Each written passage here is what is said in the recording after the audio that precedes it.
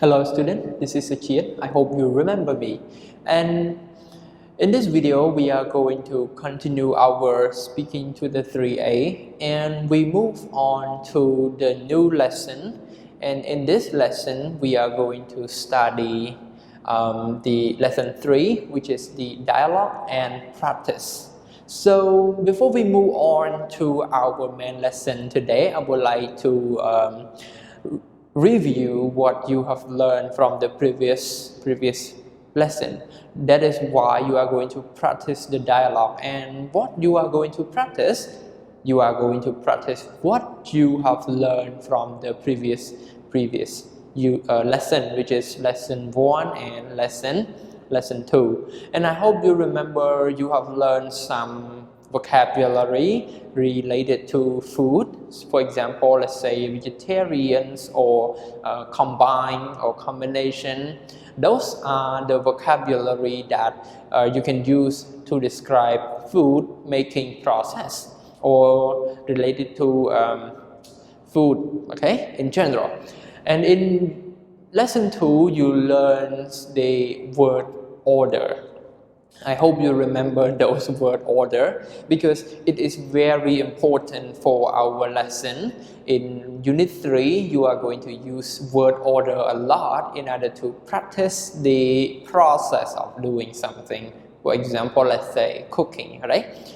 So in this lesson 3 of the unit 3, we are going to look at some of the difficult words that you will encounter in your listening or reading activities, because you are going to listen and read the conversation in your book. And right now, if you open your speaking to the 3A to page 58 and 59, which is the lesson 3 that we are studying here today, you can see there is a box here, and in the box there are 9 vocabulary, and those words are a little bit difficult for all of you. And here is the conversation, and you will listen to this conversation and understand what they are talking about. But first, we need to look at some of the difficult words so that it helps you a lot when you are listening or reading this conversation, because you already learned the difficult words, and when you listen you can understand a lot from this context. Now everyone, I would like all of you to start listening to the conversation immediately, because when you are listening to the conversation, I hope you can catch up with some of the difficult words here on the whiteboard. Because everyone, when you listen, you can pay attention to each individual word and find out what each word is pronounced. So everyone, so this is the main things that we are going to do for today. But before we move on to all those exciting lessons or exciting vocabulary here, I would like to draw your attention to the warm-up activity in our course book. And in our course book, what you need to do is to choose 3 different types of food that you want to eat for dinner, and then describe those choices, why you like. For example, let's say if you think, oh, I eat rice for my dinner, and you need to explain why you eat rice for your dinner.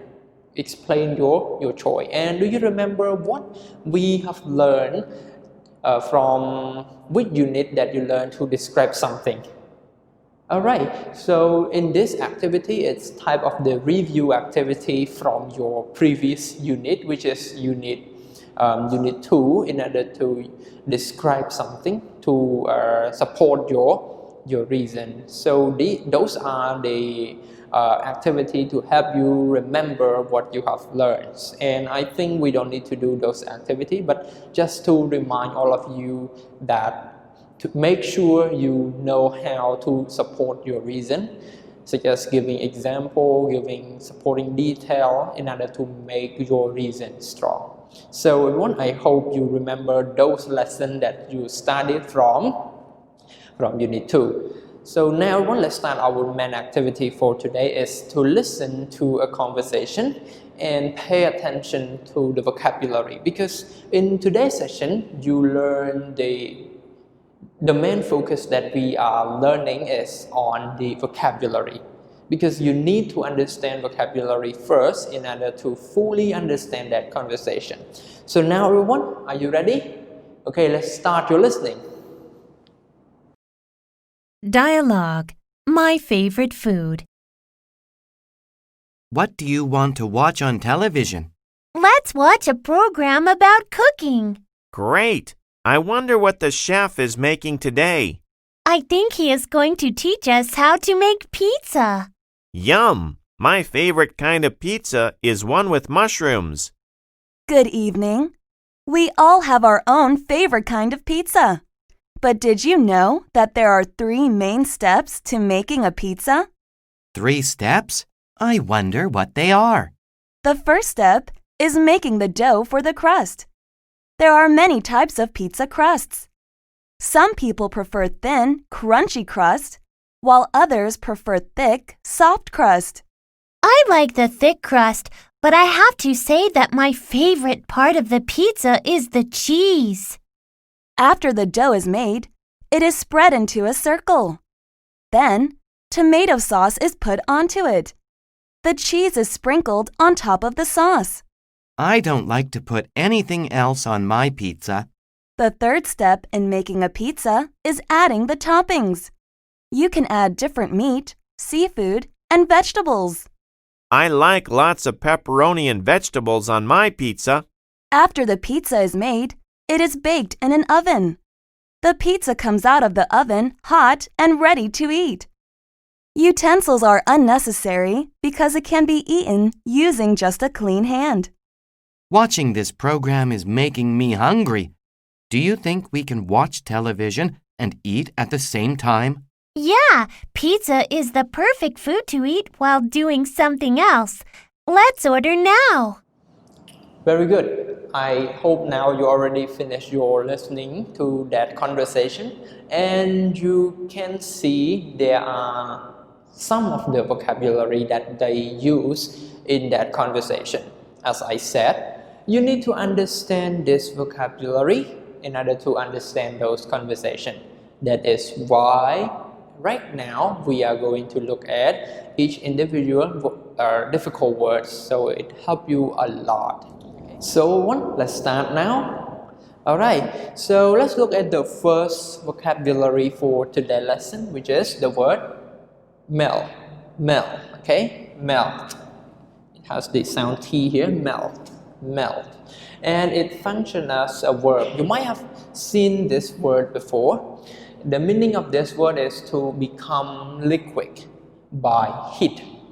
Okay, so let's look at the ice, everyone. You know ice, and it will melt if you put it under the sun. Okay, so melt here, the process of becoming liquid. Okay, let's move on to number 2 is zesty. Zesty, zesty.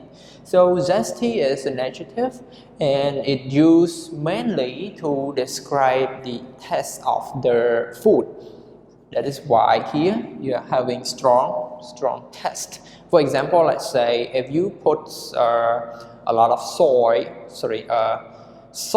in your food, okay, salt in your food, it will become salty. So very, very salty, your food will become zesty and it's hard to eat. So let's move on to number 3. So number 3 is the common words. Most people use this word, for example, as instance, the word pronounced instance. And in simple word, for example, let's say for instance, it has the same meaning as the word for example. But here, the word instance, it functions as an adverb. And it uses, the meaning of the word instance here is as an alternative. So alternative. For example, let's say you drive a motorbike to school every day, and one day your brother borrow your motorbike and you have nothing to ride or to drive to school. So you look at the bicycle and then you say, okay, let me choose this bicycle instance to take me to school. So bicycle is your alternative to the motorbike. So you can use your bicycle instead of your motorbike to get you to school. So this is the use of the word instance. Number 4 is utensil. Utensil. So be careful with the word here. We pronounce utensil. Utensils.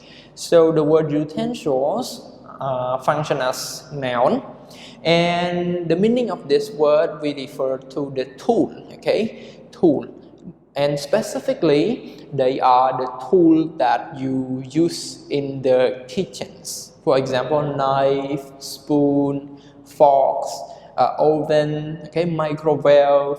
All of those we call utensils. Good. Number 5 is sauce. You already know this word already. It's very simple word, and the meaning of this word is liquid eaten with food to add flavor. Okay, if you eat for example, let's say meat, and the meat has no taste at all, it kind of a lack of salty, you need to add more salty, and you need sauce in order to add more flavor to that meat. Okay, so sauce, it can be black, the color of the sauce can be black, or it can the color let's say depend on the ingredient that you use to make this sauce. Okay, so move on to number 6, which is mouth watering. So mouth watering. This one is a little bit easy to understand because it's similar to our situation. When you see a very delicious food, what happened to your mouth? Okay, so there's water fill in your mouth, so they call it mouth waterings.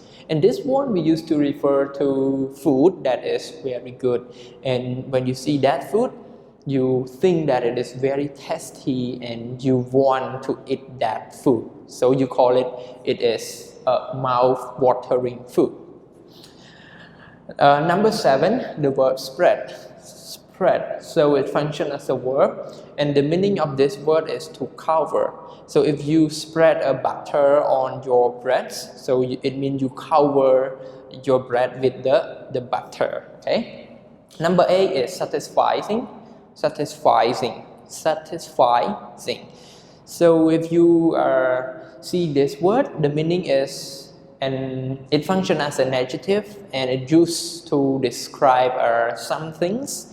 For example, if you type a satisfying video on YouTube, you can see some of the video, and those videos are fun to watch. So we call it, the meaning of this word is giving the pleasure. When you watch or when you eat satisfying food, you feel pleasures. Last but not least, everyone, we have the last word, which is the word handy.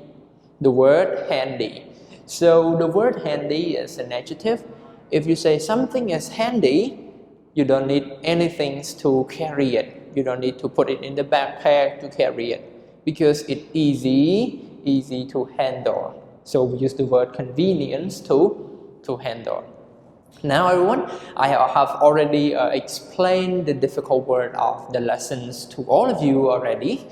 So pay attention to those words. Look at the meaning of the word, look at the spelling of the word. Sooner or later, you are going to need this word to do some of the exercise for your classwork as well as for your homework. That is why I always remind you to pay attention to each individual words in the lesson. Now everyone, it's come to the end of our video lesson, and I hope to see all of you again in the next video. Goodbye!